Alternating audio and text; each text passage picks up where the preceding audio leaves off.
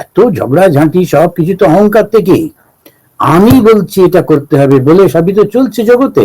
যত কিছু কষ্টের মূল থেকে অহংকারটা। বড় বড় সমস্ত জায়গাতে রাজারা কিংবা কোনো এখন যেমন সমস্ত গণতন্ত্রের প্রেসিডেন্ট, প্রাইম মিনিস্টার, এরা সব যারা অ্যাডমিনিস্ট্রেটর, তারা যেমন বাড়িতেও কর্তা, বাড়িতেও সমস্ত মহিলা, তারা আমার বাড়ি, আমার পরিবার, আমি করব আমি করব করে করে ঝগড়া চলছে। এটা দাঁড়াচ্ছেটা কি? এইটাই দেখতে গিয়ে আমরা যখন দেখছি বলে আরে আসলে হচ্ছে আমিটা কে।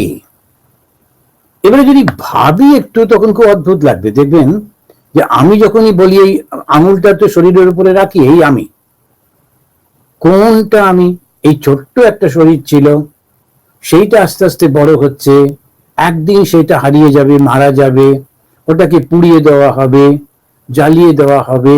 তাহলে এই যে শরীরটা আমি বলছি, এটা আমি কোনটা? আমি ছোট্ট বাচ্চা শরীর সেটা সেটা, তারপরে যখন যুবক হলো সেইটা, তারপরে যখন অসুস্থ বৃদ্ধ সেইটা, মারা গেল যেটা সেইটা, কোনটা আমি? এই যে আমি আমি করি এই শরীরটাকে, কোনটা আমি? দেখবেন কেউ বলতে পারে না। আচ্ছা, মনটা কি আমি? মনটাও কিন্তু ক্রমশ পরিবর্তন হচ্ছে। তাহলে কোনটা আমি? তো বেদান্তবাদীরা বলেন এই যে জলটা বয়ে চলেছে নদীতে, আমি তার থেকে একটু জল নিয়ে বলি নদীর জল, পরক্ষণেই আবার একটু এই নদী থেকে জল তুলুন, ওটা কি একই জল? না, সঙ্গে সঙ্গে আর একটা জলের ধারা এসে গেছে, সেই জলটা পেরিয়ে গেছে। তাহলে কোনটা সেই নদীর জল? এইরকম ভাবে দেখতে গেলে আমরা যাকে আমি বলছি সেই আমিটা কিন্তু থাকছে না, সে আমিটা সমানে পরিবর্তন হয়ে যাচ্ছে। তাহলে কাকে আমি আমি বলবো? অথচ আমরা আমি আমি করি। আর যত সমস্যার মূল হচ্ছে ওই আমিটি। ভগবান শ্রীরামকৃষ্ণদেব একেবারে সমস্যার গোড়ায় গিয়ে বললেন যে যদি শান্তি, আমরা যখন শান্তি পাওয়ার জন্যই তো সবকিছু, আনন্দ পাওয়ার জন্যই তো সবকিছু।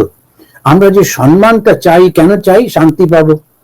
অসম্মান যখন করে তখন কষ্ট হয়, সম্মান করলে শান্তি হয়। এইরকম সমস্ত সব কিছুর পেছনে একটা আনন্দ, একটা শান্তি।